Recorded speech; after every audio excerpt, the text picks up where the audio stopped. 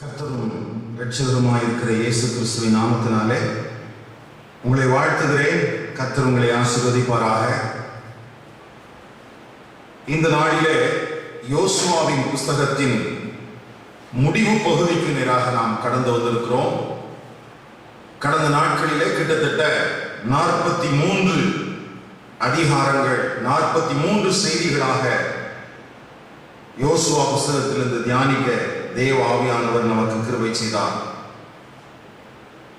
இந்த நாளிலும் கூட யோசுவாவின் புஸ்தகம் 24ஆம் அதிகாரம் 29ஆம் வசனத்திலிருந்து 33ஆம் வசனம் வரைக்கும் இருக்கிற வேத பகுதிக்குள்ளாக இருந்து நினைப்பூட்டும் சாட்சிகளும் அடையாளங்களும் என்கிறதான தலைப்பின் கீழாக தியானிப்பதற்கு கர்த்தருடைய ஆவியானவர் அனுகிரகம் பண்ணுவாராக. நினைப்பூட்டும் சாட்சிகளும் அடையாளங்களும் 29ஆம் வசனத்திலிருந்து 33ஆம் வசனம் வரைக்கும் இருக்கிற வேத பகுதிக்குள்ளாக 3 பேருடைய மரண அடக்க காரியங்கள் அங்கு எழுதப்பட்டிருக்கிறது. ஒன்று யோசுவா என்கிற கர்த்தருடைய ஊழியக்காரருடைய மரணம், அவனுடைய அடக்கம். அடுத்தது 32ஆம் வசனத்திலே யோசேப்புடைய அடக்கம். 33ஆம் வசனத்திலே எலியாசாருடைய மரணம், அவனுடைய அடக்கம். இப்படி 3 பரிசுத்தவான்களுடைய அடக்க ஆராதனையோடு இந்த யோசுவா புஸ்தகம் நிறைவு பெறுகிறது. இதை குறித்து ஒரு பரிசுத்தவான் இப்படி சொல்லியிருந்தார்: ஆண்டவர் பரிசுத்தவான்களை அடக்கம் பண்ணுகிறார், ஆனால் பரிசுத்தவான்களின் ஊழியங்கள் அடக்கம் பண்ணப்படுவதில்லை. திரும்பவும் சொல்கிறேன், ஆண்டவர் பரிசுத்தவான்களை அடக்கம் பண்ணுகிறார், ஆனால் அவர்கள் மூலமாய் நடைபெற்ற ஊழியங்களை அவர் அடக்கம் பண்ணுகிறதில்லை. இங்கே யோசுவா, யோசேப்பு, எலியாசார் என்கிற பரிசுத்தவான்கள் மூலமாக ஏற்படுத்தப்பட்ட ஸ்தாபிக்கப்பட்ட ஊழியங்கள் தொடர்ந்து நடைபெற வேண்டும் என்பதற்காக இந்த யோசுவா புஸ்தகத்தினுடைய எல்லா அதிகாரங்களிலும் நினைப்பூட்டும் அடையாளங்களை ஆண்டவர் வைத்திருக்கிறார். ஒருவேளை பொதுவாக இந்த யோசுவா புஸ்தகத்தை தியானிக்கிறவர்கள் இப்படி நினைக்கிறது என்று: யோசுவாவுக்கு அடுத்த கட்ட தலைவர்கள் இல்லை. மோசேக்கு பிறகு யோசுவா எப்படி ஜனங்களை வழிநடத்தி வந்தானோ அப்படி போல யோசுவாவுக்கு பின்பதாக தலைவர்கள் ஏற்படுத்தப்படவில்லை. ஒருவேளை இது யோசுவாவின் தோல்வியாக இருக்குமோ என்றெல்லாம் கூட அநேக நேரங்களிலே நாம் செய்திகளை தியானிப்பதற்கு அல்லது புஸ்தக வடிவிலே நாம் வாசிப்பதற்கு வாய்ப்பு இருக்கிறது. சில நேரத்திலே நானும் அப்படி எண்ணி இருக்கிறேன். ஒருவேளை ஆவிக்குரிய தலைமைத்துவத்திலே யோசுவா சரியான விதத்தில் செயல்படவில்லையோ என்கிற ஒரு கேள்வி எனக்குள்ளே உண்டாயிருந்திருக்கிறது. ஆனால் இந்த யோசுவா புஸ்தகத்தை தியானித்த பின்பு அப்படி அல்ல. யோசுவாவின் காலத்திற்கு பின்பு இஸ்ரவேல் ஜனங்கள் அவர்கள் தங்கி இருக்கிற அந்த பாளையத்துக்குள்ளே ஆண்டவர் அநேக நினைப்பூட்டுகிற அடையாளங்களை வைத்திருந்தார். எண்ணி பார்க்கும் போது 10 இருக்கிறது.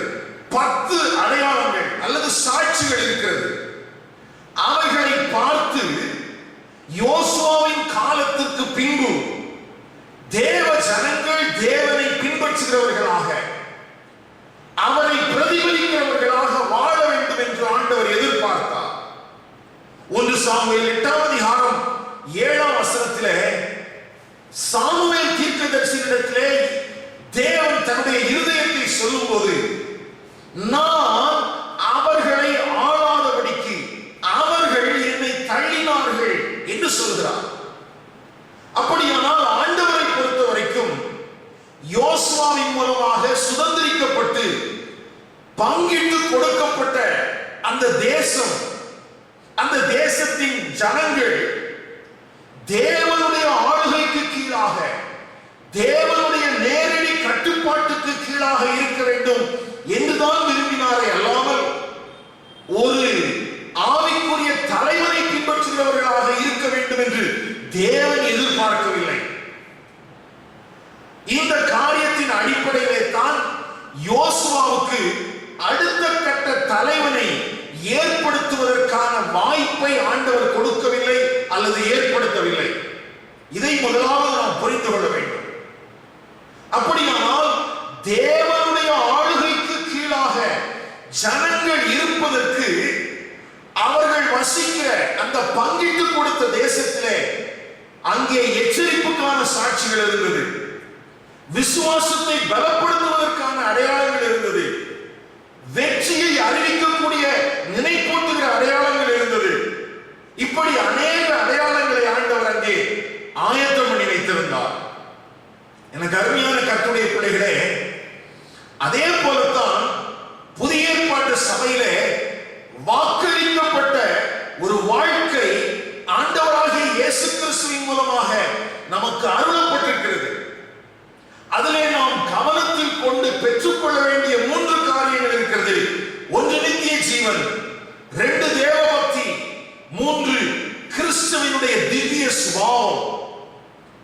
ஒரு நியாய தீர்ப்பிலிருந்து நாம் தப்பித்துக் கொள்ள வேண்டும் என்று எழுதப்பட்டிருக்கிறது.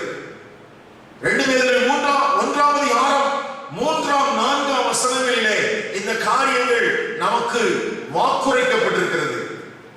அந்த அடிப்படையிலே இந்த நித்திய ஜீவனை, தேவபக்தியை, திவ்ய சுபாவத்தை வெளிப்படுத்துகிறவர்களாக இந்த உலகத்திலே வாழும்படியாக நாம் தெரிந்து கொள்ளப்பட்டிருக்கிறோம், அழைக்கப்பட்டிருக்கிறோம். அதே போல இந்த உலகத்தின் நியாய தீர்ப்புக்கு தப்பிக்கொள்ள வேண்டும் என்கிற ஒரு பெரிய தேவ நோக்கமும் நம்மேல் வைக்கப்பட்டிருக்கிறது.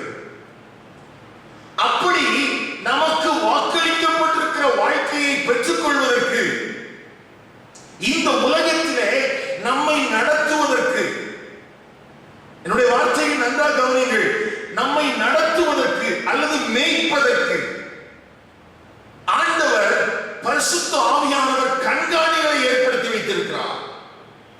ஆனால் அந்த கண்காணிகள் தேவ சபையை ஆளுகிறவர்கள் அல்ல, தேவ ஜனங்களை ஆளுகிறவர்கள் அல்ல, அதிகாரம் செலுத்துகிறவர்கள் அல்ல. அங்கே மந்தைக்கு மாதிரியாக இருந்து அழிந்து போகிற ஆதாயத்தை இச்சித்து அதற்காக மந்தையை இருமாப்பாய் ஆளுகிறவர்களாய் இராமல் ஒரு மாதிரி தலைவனாக தேவனுடைய ஆளுகைக்கு கீழாக சபையை கொண்டு வர வேண்டும் என்கிற அந்த எண்ணத்தோடு சபையை நடத்த வேண்டும் அல்லது சபை அப்படித்தான் இருக்க வேண்டும் என்கிற காரியத்தை ஆண்டவர் இந்த யோசுவா புஸ்தகத்தின் மூலமாக புதிய ஏற்பாட்டு சபைக்கு சொல்கிறார். அதைத்தான் அப்போஸ்தலனாகிய பேதுருவும் தன்னுடைய நிருபத்திலே குறிப்பிடுகிறார்.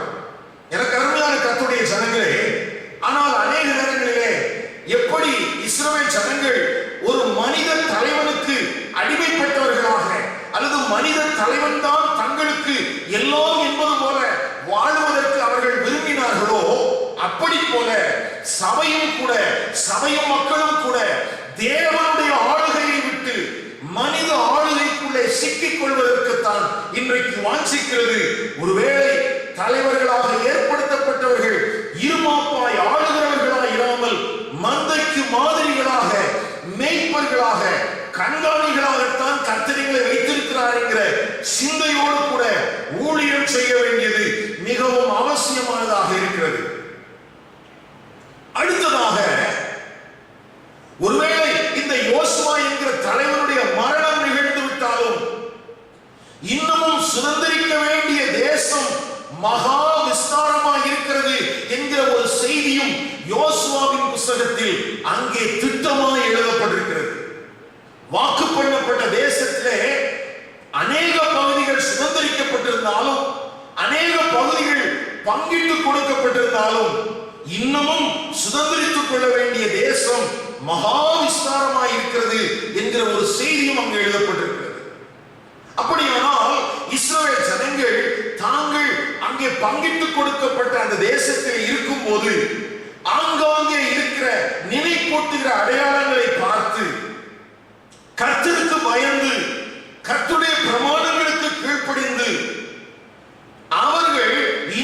சுதந்திரிக்க வேண்டிய அந்த மகா விஸ்தாரமான தேசத்தை சுதந்திரித்துக் கொள்வதற்கு இன்னமும் கவனமுள்ளவர்களாக, அதிலே ஆர்வம் உள்ளவர்களாக அவர்கள் செயல்பட்டிருக்க வேண்டிய ஒரு பெரிய தேவையைத்தான் ஆண்டவர் அவர்களிடத்திலே கொடுத்திருந்தார். அதே போலத்தான் புதிய ஏற்பாட்டு திருச்சபைக்கும் கூட ஆண்டவராகிய இயேசு கிறிஸ்துவின் மூலமாய் சவதரித்து தேவ ஜனங்களுக்கு, தேவ சபைக்கு சவதரித்து கொடுக்கப்பட்ட காரியங்கள் அல்லாமல் இன்னமும் சுதந்திரிக்க வேண்டிய, பெற்றுக்கொள்ள வேண்டிய மகா விஸ்தாரமான நித்திய ஜீவனை குறித்து, தேவ பக்தியை குறித்து, கிறிஸ்துவனுடைய திவ்ய சுபாவத்தை குறித்து, நியாய தீர்ப்புக்கு தப்பி தங்களை காத்துக் கொள்கிறதிலே கவனமாக இருக்க வேண்டும் என்கிறதிலே பரிசுத்த ஆவியானவர் தேவ சபைக்கும் ஒரு செய்தியை வைத்திருக்கிறார். அன்றைக்கு எப்படி தேவ ஜனங்கள், இஸ்ரவேல் ஜனங்கள் தேவ நோக்கத்தை அறியாதவர்களாக மனம் போல வாழ்ந்தார்களோ, அப்படி போல இன்றைக்கும் சபை வாழ்வதற்கு துணிந்து விட்டது. எனக்கு அருமையான கர்த்தருடைய பிள்ளைகளே, இந்த கால நேரத்தில் இந்த கர்த்தருடைய வார்த்தைகளை கேட்கிற உங்களுடைய வாழ்வு தேவன் வாக்குத்தத்தம் பண்ணப்பட்ட அந்த வாழ்க்கையை பெற்றுக் கொள்கிறதிலே, அதை சுதந்திரித்துக் கொள்கிறதிலே இன்னமும் ஆர்வம் உள்ளவர்களாய், இன்னமும் அதை கவனத்திலே கொண்டு வாழ்கிறவர்களாக, ஒரு ஏதோ மனிதனுக்கு அடிமைப்பட்டவர்களாக அல்ல, ஆண்டவர் நமக்கு செய்து தந்த நிழலாட்டமான அடையாளங்கள், நினைப்பூட்டுகிற அடையாளங்கள், சாட்சிகள், இவைகளெல்லாம் கருத்தில் கொண்டு கவனமாய் வாழ்வதற்கு பரலோகத்தின் தேவன் உங்களுக்கும் எனக்கும் அருள் செய்வாராக. தலைவர்களை பின்பற்றி அல்ல, கிறிஸ்துவை பின்பற்றி வாழ வேண்டும். தலைவர்களால் ஆளுகை செய்யப்படுகிறவர்களாக அல்ல, தேவனால், பரிசுத்த ஆவியினால் ஆளுகை செய்து நடத்தப்படுகிறவர்களாக நாம் இருக்க வேண்டும். இதுவே தேவன் நம்மிடத்தில் எதிர்பார்க்கிற காரியம்.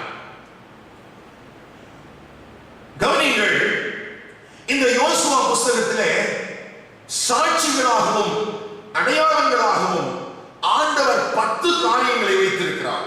யோர்தானுக்கு அக்கறையிலே, யோர்தானுக்கு இக்கரையிலே அவர்களாகவே ஏற்படுத்திக் கொண்ட ஏத் என்கிற பலிபீடம்.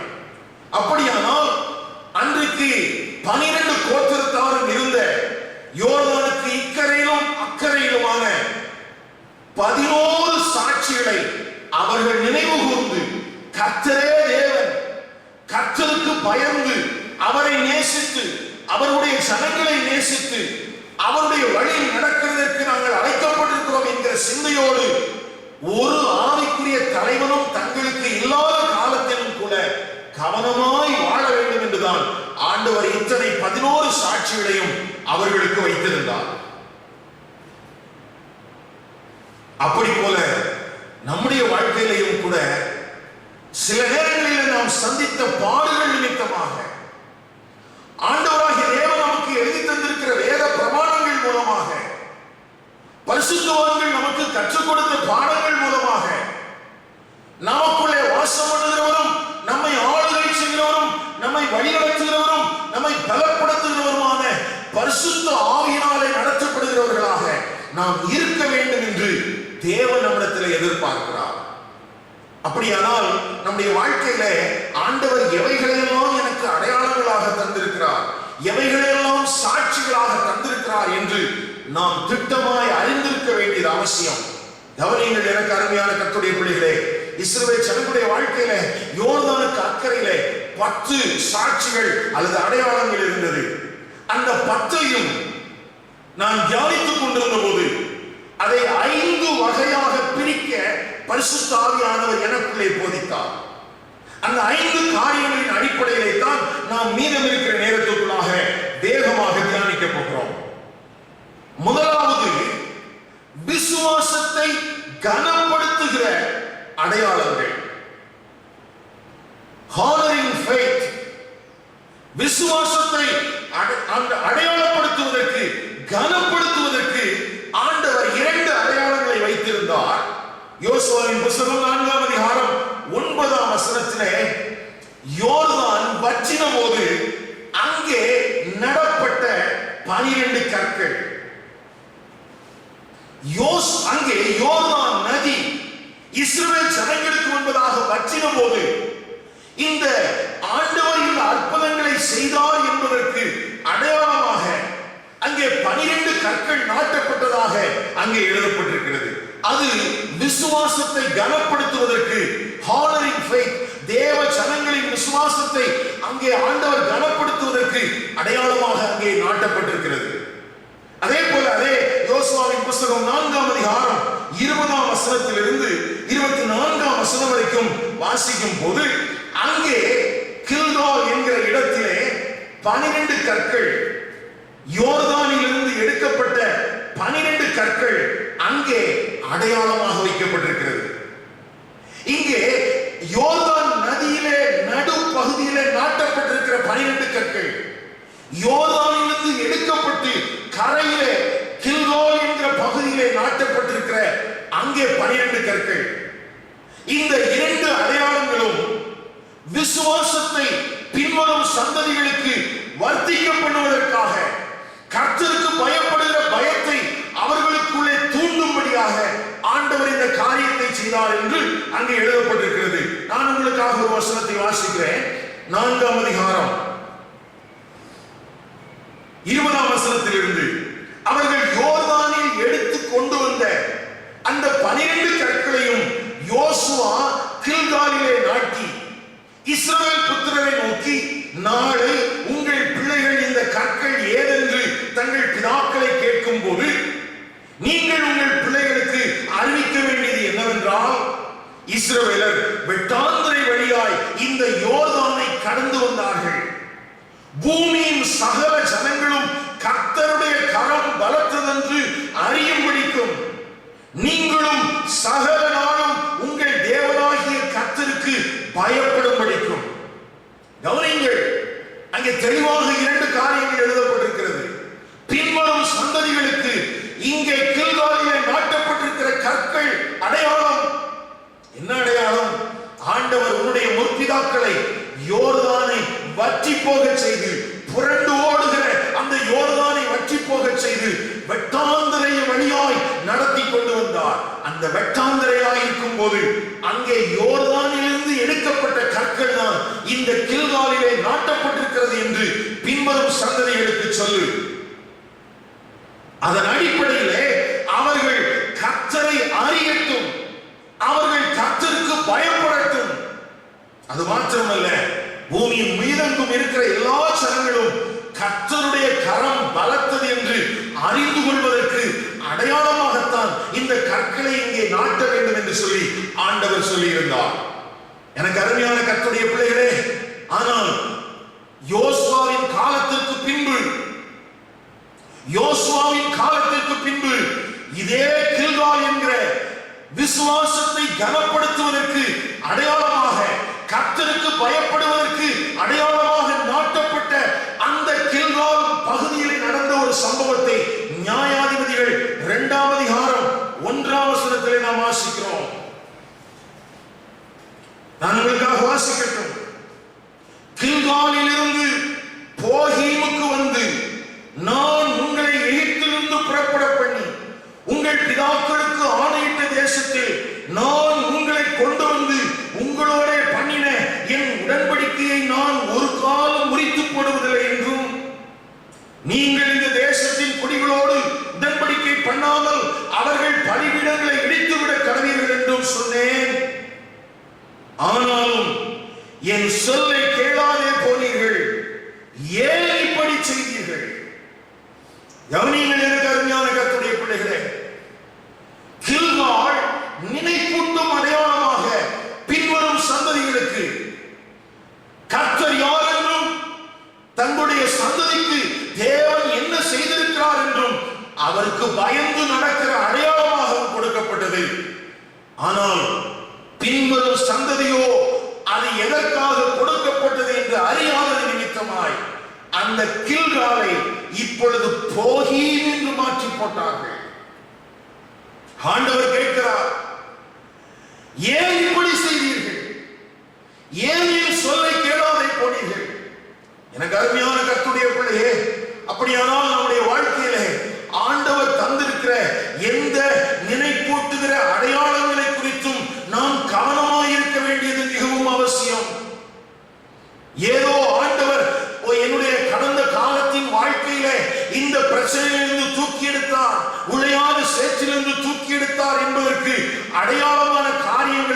நாம் வெறுமனே பேசிக் கொண்டிருந்தால் போதாது.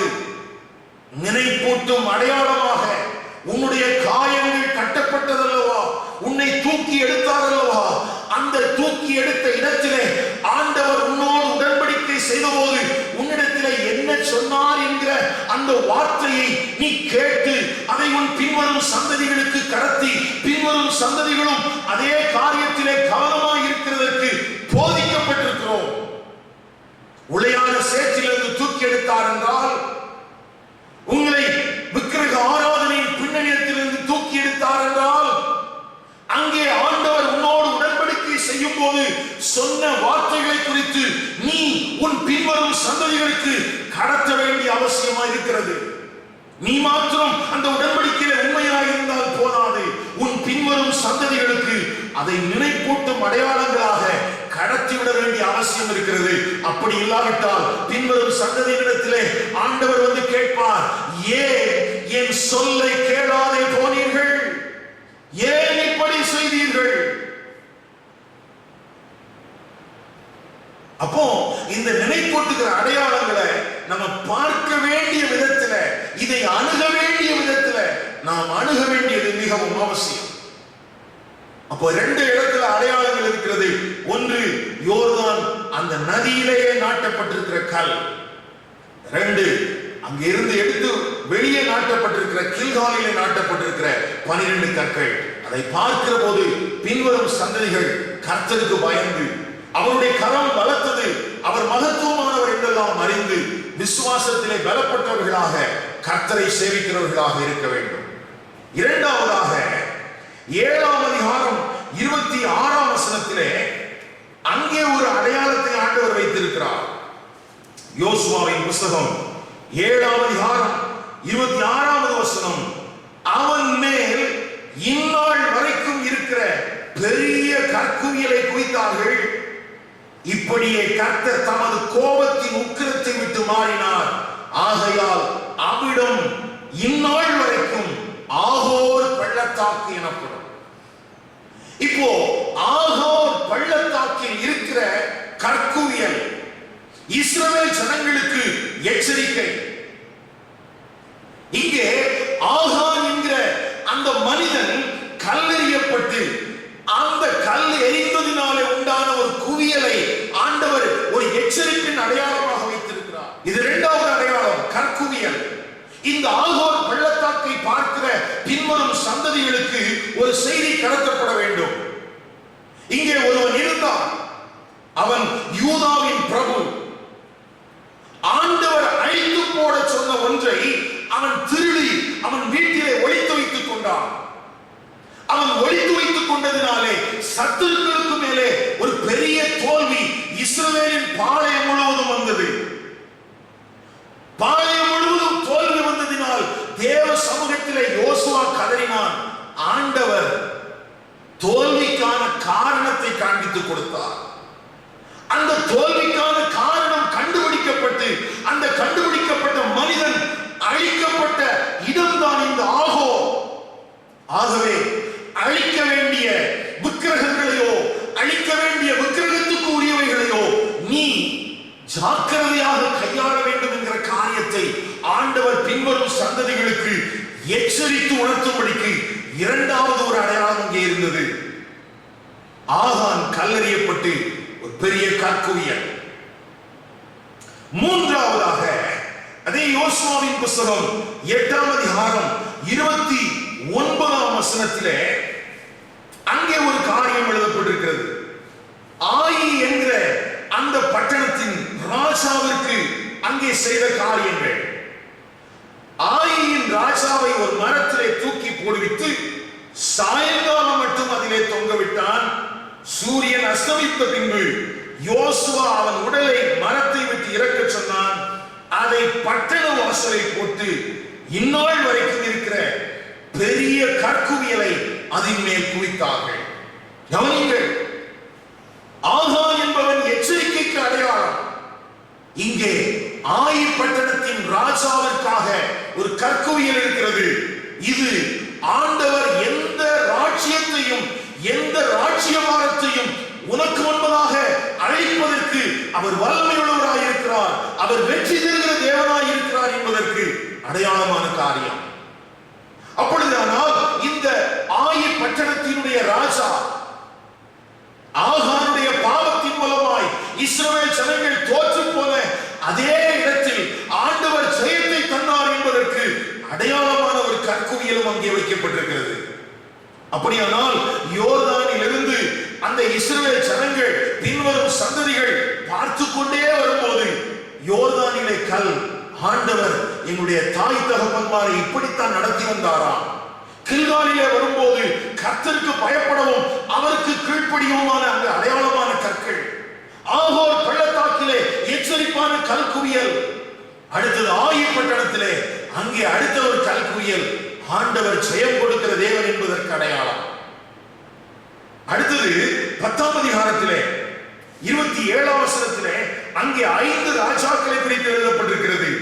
எருசலேமின் ராஜா அதோனிசதேக், எப்ரோனின் ராஜா ஓகாம், யர்மூத்தின் ராஜா பீராம், லாகீசின் ராஜா யப்பியா, எக்லோனின் ராஜா தெபீர் என்று சொல்கிற 5 ராஜாக்கள்.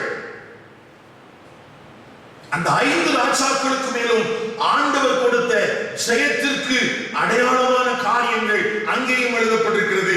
அவர்கள் ஒழித்துக் கொண்டிருந்த கெபியிலே அவர்களை போட்டு இந்நாள் வரைக்கும் இருக்கிறபடி பெரிய கற்களை கெபியின் வாயிலே வைத்தார். கவனிங்கள், அப்போ ஆயின் பட்டணத்தின் ராஜாவுக்கு ஒரு பெரிய கற்குயில் இருக்கிறது. அது ஜெயத்திற்கு அடையாளம். சத்துருவின் மேலே ஜெயம் தருகிற தேவனாம். அடுத்தது இந்த ஒரு பெரிய கெபி, அது பெரிய கற்களாலே மூடப்பட்டிருக்கிறது.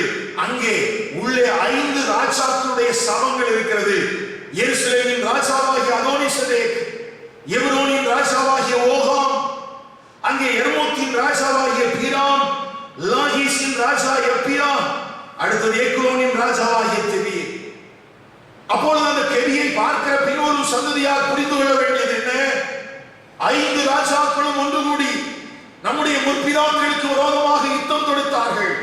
ஆனால் கர்த்தரோ அவர் நம்முடைய முற்பிதாக்களுக்காக யுத்தம் செய்து அந்த சத்துருக்களை எல்லாம் அழித்து போட்டார்.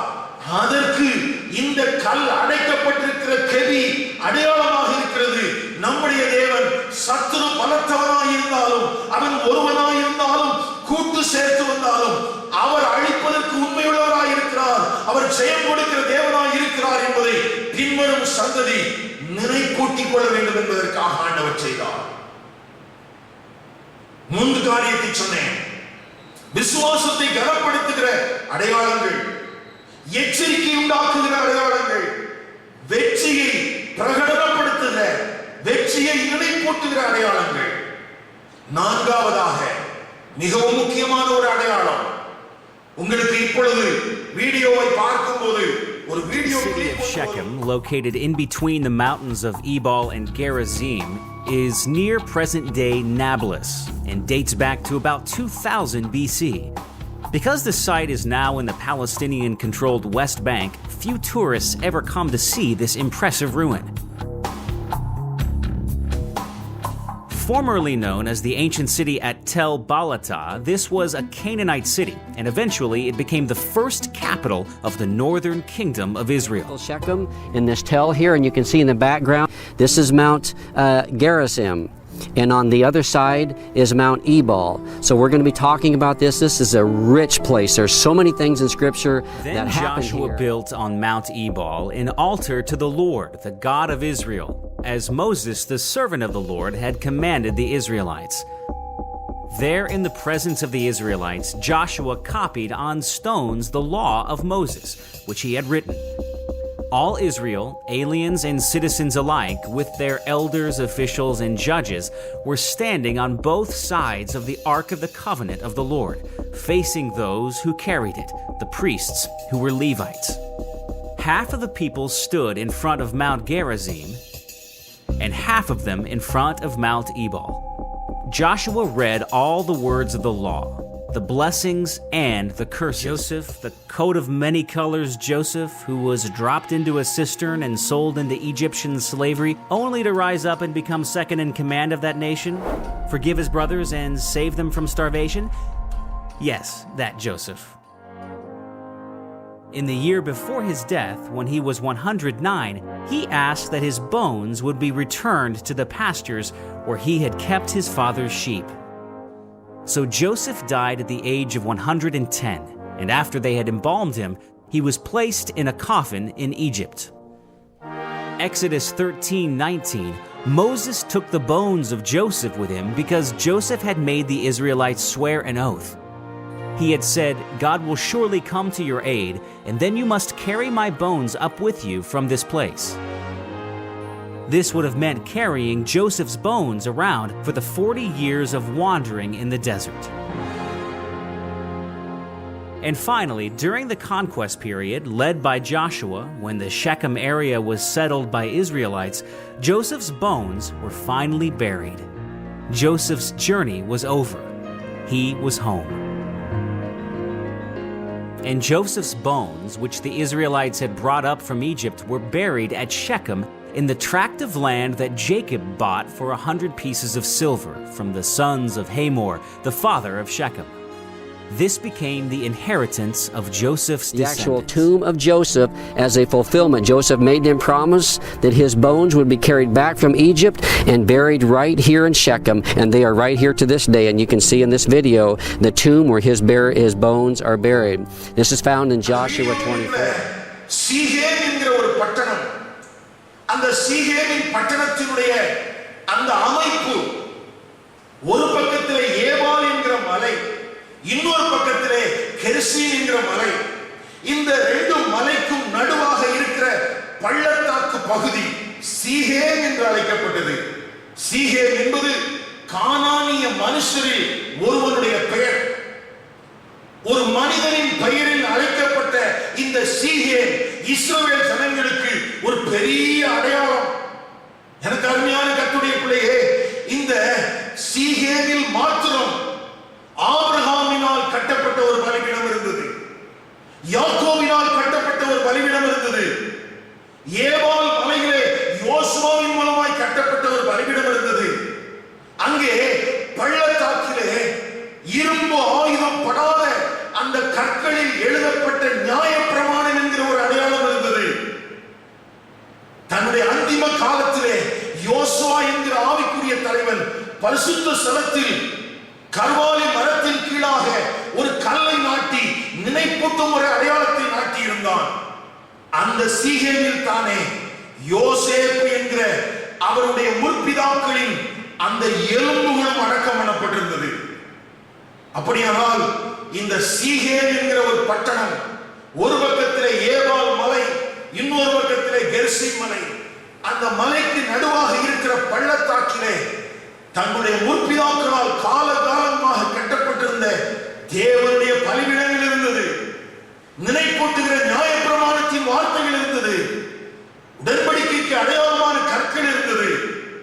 மாத்திரமல்ல, தன்னுடைய எலும்புகள் கூட ஆண்டவர் வாக்குத்தத்தம் பண்ணின தேசத்தில் தான் அடக்கம் பண்ணப்பட வேண்டும் என்று தன்னுடைய சந்ததிகளுக்கு உடன்படிக்கை செய்து கொண்டு எகிப்திலே மரித்து போன யோசேப்பினுடைய எலும்புகள் அங்கே தான் அவர்களுக்கு அடக்கம் பண்ணப்பட்டிருந்தது. இந்த வசனங்களை எல்லாம் நான் உங்களுக்கு காண்பித்துக் கொடுக்கிறேன். வேகமாய் உடைய வேதாகமத்தை திருப்பிக் கொள்ளுங்கள். 8ஆம் அதிகாரம் 30ஆம் வசனத்திலே அங்கே ஏபால் மலையிலே ஒரு பலிபீடம் கட்டப்பட்டது என்றும் எழுதப்பட்டிருக்கிறது. யோசுவாவின் புத்தகம் 8ஆம் அதிகாரம் 30ஆம் வசனத்திலே ஏபால் பர்வதத்தில் இஸ்ரவேலின் தேவனாகிய கர்த்தருக்கு இரும்பாயுதம் படாத முழு கற்களால் ஒரு பலிபீடத்தை கட்டினான். நீங்க பார்க்கிற வீடியோல அந்த சீகேம் என்கிற பட்டணம் எப்படி இருக்கிறது என்பதை அங்கே போய் பார்த்து பிரசங்கிக்கிறவர்கள் சொல்லுகிற காரியத்தை நீங்கள் கேட்க முடியும். அங்கே ஒரு பலிபீடம் கட்டப்பட்டிருந்தது. 8ஆம் அதிகாரம் 32ஆம் வசனத்திலே அந்த பலிபீடம் கட்டது மாத்திரமல்ல, அங்கே நியாயப்பிரமாணம் எழுதப்பட்ட கற்கள் இருந்தது. இதெல்லாம் மோசேயின் மூலமாக யோசுவாவுக்கு கொடுக்கப்பட்டு யோசுவா இந்த கெர்சீம் ஏபால் மலைக்கு நடுவாக இருக்கிற சீகேம் என்கிற பகுதியிலே செய்து வைத்த காரியங்கள். அதே சீகேமிலே தான் 24ஆம் அதிகாரம் 26ஆம் வசனத்திலிருந்து 28ஆம் வசனம் வரைக்கும் கடந்த நாளிலே நாம் தியானித்த அந்த செய்தியினுடைய காரியத்தின் அடிப்படையிலே அங்க அடையாளமான ஒரு கல் நாட்டப்பட்டிருக்கிறதாம். 26ஆம் வசனத்தில் இப்படி வாசிக்கிறோம், ஒரு பெரிய கல்லை எடுத்து அதை அங்கே கர்த்தருடைய பரிசுத்த ஸ்தலத்தின் அருகில் இருந்த கர்வாலி மரத்தின் கீழே நாட்டி இருந்தார் என்று. மாத்திரமல்ல, இன்றைக்கு நாம் தியானிக்கிற வேத பகுதியான 24ஆம் அதிகாரம் 32ஆம் வசனத்திலே இஸ்ரவேல் புத்திரர் எகிப்திலிருந்து கொண்டு வந்த யோசேப்பின் எலும்புகளை அவர்கள் சீகேமிலே யாக்கோபு சீகேமின் தகப்பனாகிய எமோரியருடைய புத்திரரின் கையில் 100 வெள்ளிக்காசுக்கு கொண்ட நிலத்தின் பங்கிலே அடக்கம் பண்ணினார்கள். அந்த நிலம் யோசேப்பின் புத்திரருக்கு சுதந்திரமாயிற்று. இந்த யோசுவா புஸ்தகத்தில் மாத்திரம் சீகேம் என்கிற இடத்தில் பலிபீடம் அடையாளமாக இருக்கிறது, நியாயப்பிரமாணம் எழுதப்பட்ட கல் அடையாளமாக இருக்கிறது, அங்கே நாட்டப்பட்ட ஒரு கல் அடையாளமாக இருக்கிறது, அங்கே அடக்கம் பண்ணப்பட்டிருக்கிற யோசேப்பின் கல்லறையுடைய அடையாளம். யோசேப்பின் கல்லறை என்ன அடையாளம்? அவன் மரித்து காலங்கள் ஆகிவிட்டது. அவன் மரித்த பின்பு அவனுடைய உடல் அன்றைக்கு இருந்தபடி பதப்படுத்தப்பட்டு அதை பின்வரும் சந்ததிகள் அங்கே எகிப்தில் இருக்கிற காலமளவும் அவர்கள் அதை பாதுகாத்து வந்தார்கள். அதை ஒரு கல்லில் வைத்து ஒரு கெடி போன்ற ஒரு இடத்தில் வைத்து பாதுகாத்து வந்தார்கள் என்று ஆர்க்கியாலஜிஸ்ட் சொல்றாங்க. கல்லினால் செய்யப்பட்ட ஒரு சவப்பெட்டி, அதுக்குள்ளே பதப்படுத்தப்பட்ட யோசேப்பினுடைய உடல். எதற்காக? ஆண்டவர் வாக்கு பண்ணின, ஆபிரகாமுக்கு வாக்குத்தத்தம் பண்ணின அந்த தேசத்திற்கு ஒரு நாளிலே கர்த்தர் உங்களை இந்த எகிப்து தேசத்திலிருந்து கொண்டு போவார். அப்படி அவர்களை கொண்டு போகும்போது இந்த எலும்புகளை கொண்டு செல்லுங்கள், அங்கே கர்த்தர் வாக்குத்தத்தம் பண்ணின அந்த தேசத்திலே என் எலும்புகளை அடக்கம் பண்ணுங்கள் என்று சொல்லியிருந்தான். எகிப்திலே மேன்மை தங்கின 2வது பார்வோனாக அழைக்கப்பட்டிருந்தாலும் அவன் எகிப்துக்காக வாழவில்லை. அதை குறித்து நாம் சபையிலே அருமையான ஒரு செய்தியை தியானித்திருக்கிறோம்.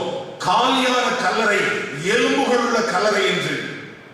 ஆதியாகமம் 50ஆம் அதிகாரத்திலே தான் தன்னுடைய சகோதரர்களோடும் பின்வரும் சந்ததிகளோடும் அவர் உடன்படிக்கை செய்து கொண்டதாக நாம் வாசிக்கிறோம். ஆனால் எகிப்திலிருந்து இஸ்ரவேல் ஜனங்கள் விடுவிக்கப்பட்ட போது மோசேயின் தலைமையிலே அங்கே யோசேப்பின் எலும்புகளும் எடுத்துக் கொள்ளப்பட்டுதான் அவர்கள் வழி பிரயாணத்திலே வருகிறார்கள்.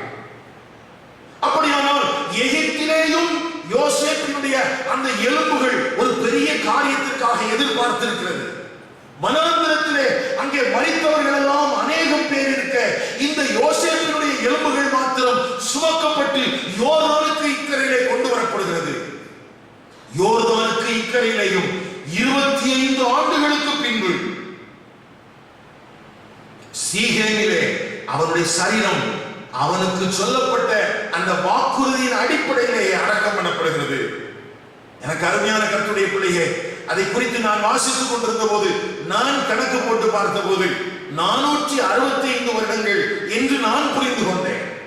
ஆனால் ஒரு வேத ஆசிரியர் இப்படி எழுதியிருக்கிறார், யோசேப்பினுடைய அந்த மரணம் நடந்த பின்பு அவனுடைய அடக்கத்திற்குமான இடைப்பட்ட காலம் 275 ஆண்டுகள் என்று. எப்படி எடுத்துக்கொண்டாலும் சரி, 275 ஆண்டுகள் ஒரு மனிதனுடைய எலும்புகள் பதப்படுத்தப்பட்ட உடல் பாதுகாக்கப்பட்டு வாக்குத்தத்தம் பண்ணப்பட்ட தேசத்திலே சீகேமிலே புதைக்கப்பட்டிருக்கிறது. பின்வரும் சந்ததிக்கு ஒரு அடையாளம். எகிப்திலே ஒரு ராஜன் இருந்தான், அவன் எபிரேயன்.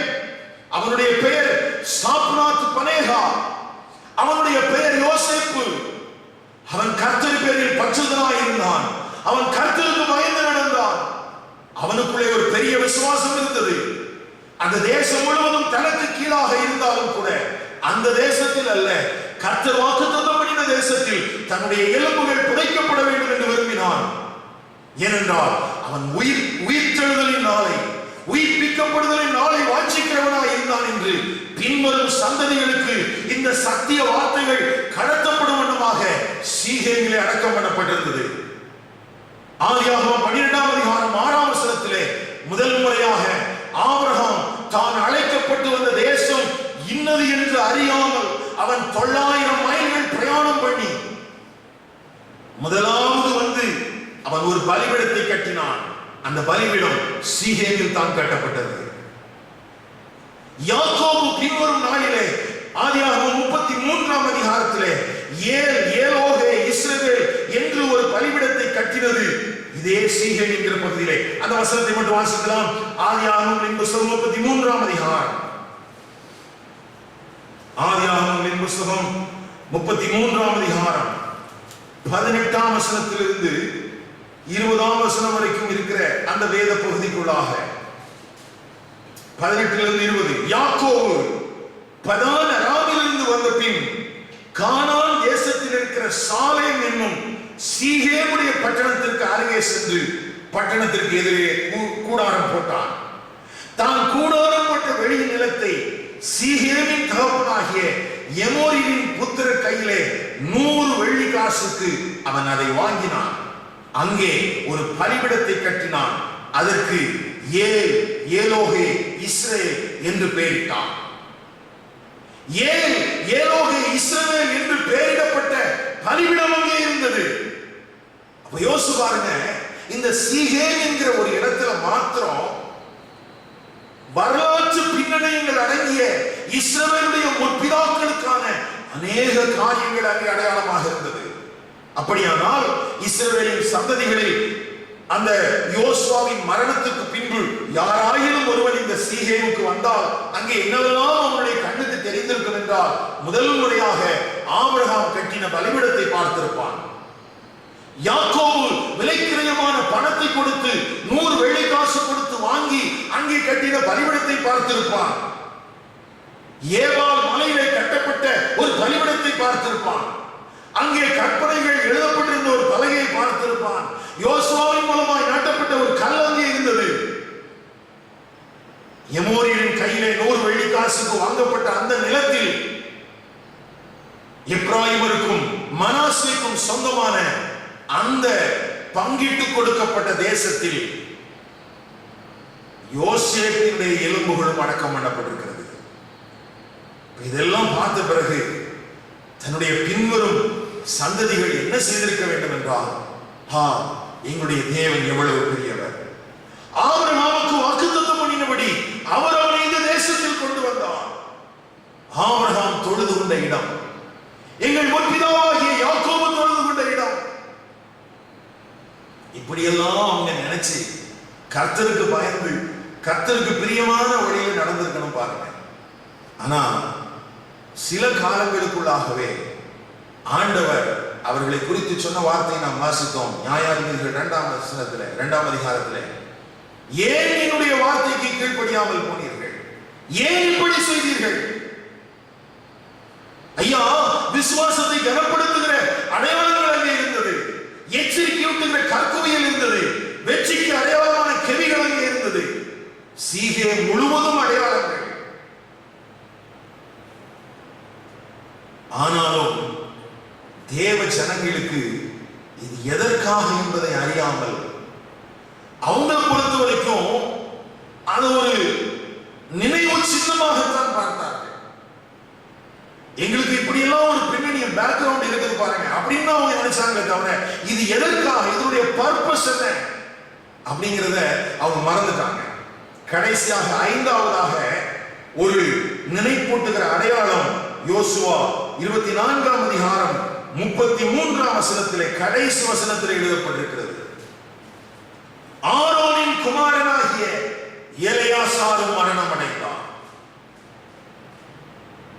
எலெயாசாரின் மரணம் இஸ்ரவேல் ஜனங்களுக்கு ஒரு அடையாளம்.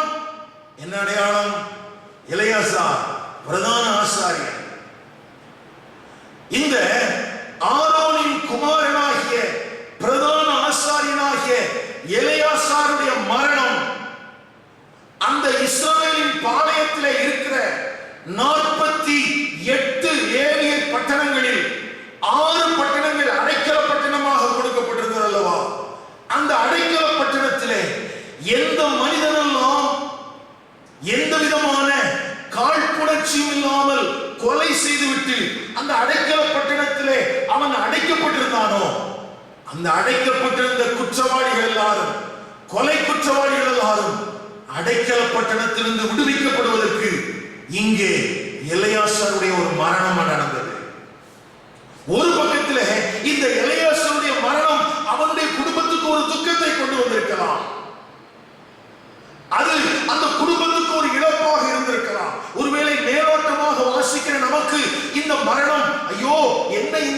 புஸ்தகம் கடைசியாக ஒரு மரணத்தில் முடிந்திருக்கிறது என்று நினைக்கலாம். இன்றைக்கும் கூட அநேகர் ஆண்டவராகிய இயேசு கிறிஸ்துவை குறித்து பேசும்போது என்ன இவர் பலத்தவர் என்று சொல்கிறார்கள், பெரியவர் என்று சொல்கிறார்கள், ஆனால் இவர் மரணமடைந்தார் என்று சொல்கிறார்களே என்று ஏளனமாய் நினைக்கிறார்கள். ஐயா, எலெயாசாரின் மரணம் இஸ்ரவேல் ஜனங்களுக்கு நினைப்பூட்டுகிற அடையாளம். ஏனென்றால் எலெயாசாரின் மரணத்தின் அன்று அடைக்கலப்பட்டணம் 6 இருந்த குற்றவாளிகள் விடுவிக்கப்பட்டார்கள். அதே போலத்தான் ஆண்டவராகிய இயேசு கிறிஸ்துவும் கொல்கதா மலையிலே உங்களுக்காகவும் எனக்காகவும் மரித்த போது யாரெல்லாம் குற்றவாளிகளாக இருந்தோமோ, யாரெல்லாம் சாவுக்கு ஏதுவான தண்டனை உடையவர்களாக இருந்தோமோ அவர்களை எல்லாம் அவருடைய மரணம் விடுவித்தது. நினைப்பூட்டும் அடையாளம் 5வது பிரதான ஆசாரியனுடைய மரணம். எண்ணாகமங்களின் புஸ்தகம் 35ஆம் அதிகாரம் 6ஆம் வசனத்திலிருந்து 34ஆம் வசனம் வரைக்கும் எழுதப்பட்டிருக்கிற அந்த பிரமாணத்தின்படி பிரதான ஆசாரியனாகிய எலெயாசாருடைய மரணம் அங்கே இருக்கிற அடைக்கல பட்டணத்தில் இருந்த குற்றவாளிகளுக்கு ஒரு பெரிய விடுதலையை கொடுத்தது. அப்படியானால் அதுவரைக்கும் அடைக்க பட்டணத்துக்குள்ளே ஒளித்துக் கொண்டிருந்த குற்றவாளிகள் எல்லாரும் எலெயாசாரின் மரணம் நடந்தவுடனே வெளியே வந்திருப்பார்கள். ஜனங்கள் கேட்டிருப்பார்கள், என்ன நடந்தது, என்ன நடந்தது?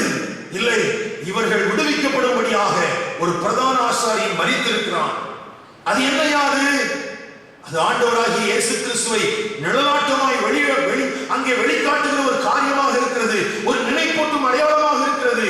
உன்னை பாவத்திலிருந்து சாபத்திலிருந்து விடுவிக்கும்படிக்கு தேவகுமாரனாகிய இயேசு கிறிஸ்து மரணத்தை ஏற்றுக்கொண்டார். அவர் மரித்தார்.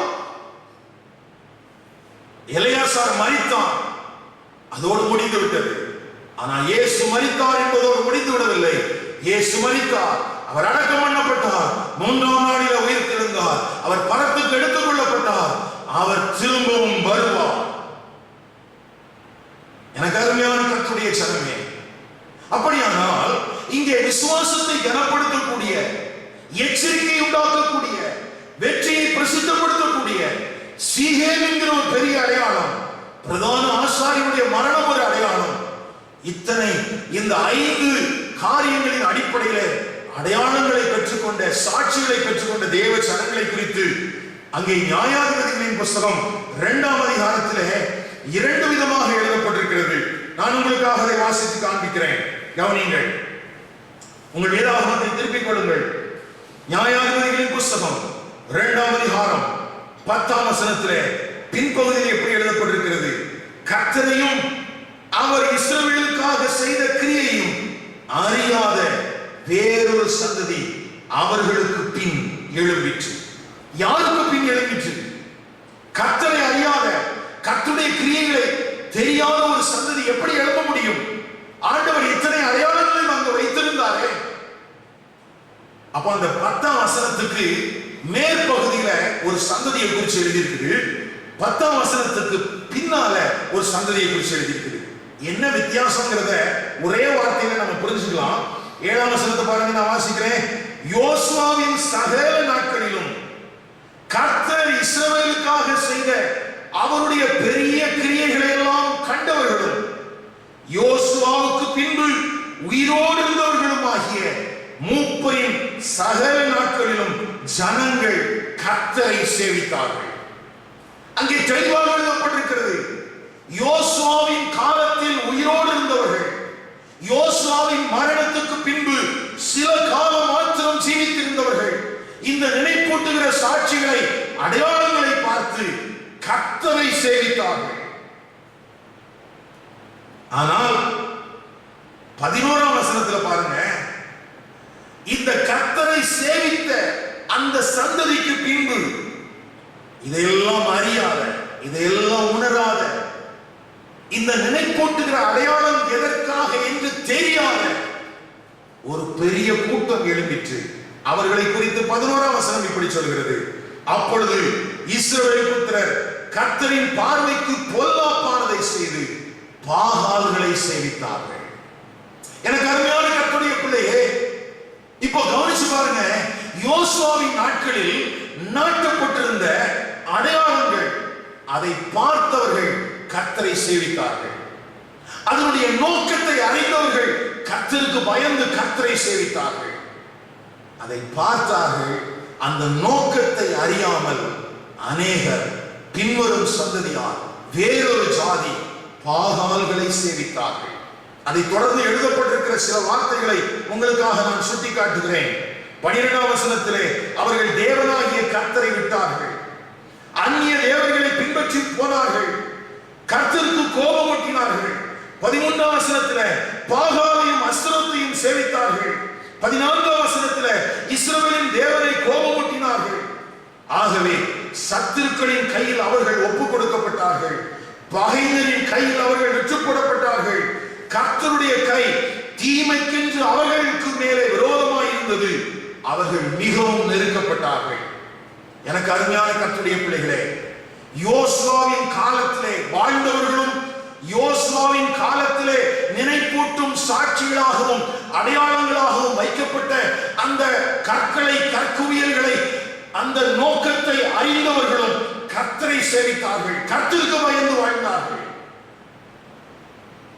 ஆனால் அந்த நினைப்பூட்டும் அடையாளங்கள் எதற்காக என்று தெரியாதவர்கள், அந்த நினைப்பூட்டும் அடையாளங்களை ஆண்டவர் எதற்காக வைத்திருக்கிறார் என்று உணராதவர்கள் பாகால்களை சேவித்து போனார்களாம். எனக்கு அருமையான கர்த்தருடைய சபை மக்களே, உங்கள் வாழ்க்கையிலே ஆண்டவர் உங்களை உளையான சேற்றிலிருந்து தூக்கி எடுத்து இந்நாள் வரைக்கும் உங்களை நடத்தி வந்திருக்கிற இடத்திலே உங்கள் வாழ்க்கையிலே உடன்படிக்கை பண்ணிக்கொண்ட எத்தனையோ தருணங்கள் இருந்தது. உங்கள் வாழ்க்கையில சத்துருவின் பிடியிலிருந்து உங்களை விடுவிப்பதற்காக ஒரு பெரிய ஜெயத்தை ஆண்டவர் கொடுத்தார் அல்லவா, அங்கே ஒரு அடையாளம் இருக்கிறது. உங்களுடைய விசுவாசத்தை கனப்படுத்தும் வண்ணமாக ஆண்டவர் செய்ததற்கான அடையாளங்கள் இருக்கிறது. உங்கள் வாழ்க்கையில உங்கள் விடுதலை நிமித்தமாய் எச்சரிப்பான அடையாளங்கள் இருக்கிறது. உங்களுடைய முற்பிதாக்கள் உங்களுக்கு கட்டி வைத்து போன பலிபீடங்கள் அடையாளங்களாக இருக்கிறது. உங்களுக்காகவும் எனக்காகவும் மகா பிரதான ஆசாரியராகிய இயேசு கிறிஸ்துவின் மரணம் ஒரு அடையாளமாக இருக்கிறது. இந்த அடையாளங்களை எல்லாம் பெற்றிருக்கிற நீங்கள் அறிந்து தேவ நோக்கத்தை புரிந்து கர்த்தருக்கு பயந்து அவருடைய உடன்படிக்கையை காத்து நடக்கிற சந்ததியாக இருக்கிறீர்களா, அல்லது கர்த்தருக்கு பயப்படாமல் பாகால்களையும் அஸ்தரோத்தையும் உலகத்தையும் உலகத்தின் ஆசை இச்சைகளையும் சேவிக்கிற சந்ததியாக இருக்கிறீர்களா? உங்களை சீர்தூக்கி பார்த்துக் கொள்ளுங்கள். கர்த்தருடைய ஆவியானவர் உங்களுடைய மனக்கண்களை திறந்தருள்வாராக. ஐயா, ஒவ்வொருவருடைய வாழ்க்கையிலும் அடையாளங்கள் இருக்கிறது, நிறைப்பூட்டும் அடையாளங்கள் இருக்கிறது. உங்கள் வாழ்க்கையை கொஞ்சம் திரும்பி பாருங்கள். உங்கள் தாய் தகப்பனுக்கு உங்கள் தேவன் என்ன செய்தார் என்று இளம் தலைமுறையே, சந்ததியே, வாலிபனே, சிறுபிள்ளையே கொஞ்சம் திரும்பி பார். இன்றைக்கு அவருக்கு கிடைத்திருக்கிற உத்தியோகம், இன்றைக்கு அவருக்கு கிடைத்திருக்கிற உயர்வு, இன்றைக்கு உனக்கு கிடைத்திருக்கிற பொருளாதாரத்தின் மேன்மை உன் தாய் தகப்பனுக்கு கிடைப்பதற்கு காரணமாயிருந்த அந்த பலிபீடம் எங்கே கட்டப்பட்டது என்று பார். அந்த உடன்படிக்கையின் கல் உனக்கு என்ன கற்றுக் கொடுக்கிறது என்று பார். உன் தாய் தகப்பனுடைய விசுவாசத்தை கர்த்தர் எப்படி கனப்படுத்தினார் என்று பார். அதே போல உன் குடும்பத்திலே, உன் வாழ்க்கையிலே எச்சரிப்பான கற்குவியல்களையும் பார். நீ விழுந்து போனதினாலே நீ தோற்று போனாய் அல்லவா, உன் வாழ்க்கையிலே காயங்கள் இருக்கிறது அல்லவா, அதையும் நீ திரும்பி பார். அந்த கற்குவியலும் உனக்கு ஒரு எச்சரிக்கையாக இருக்கிறது. வெற்றியின் கற்குவியலும் உண்டு, தோல்விக்கும் எச்சரிப்புக்குமான அடையாளங்களும் உண்டு, விசுவாசத்தை கனப்படுத்துகிற அடையாளங்கள் உண்டு. பிரதான ஆசாரியனுடைய மரணத்தின் அடிப்படையிலே ஒரு விடுதலையாக்கப்படுகிற வாழ்க்கையை குறித்த ஒரு அடையாளம் உண்டு. இந்த அடையாளங்கள் எல்லாம் உனக்கு கற்றுத் தருகிற மேன்மையான சத்தியத்தின்படி, அந்த அப்போஸ்தல உபதேசத்தின்படி நீ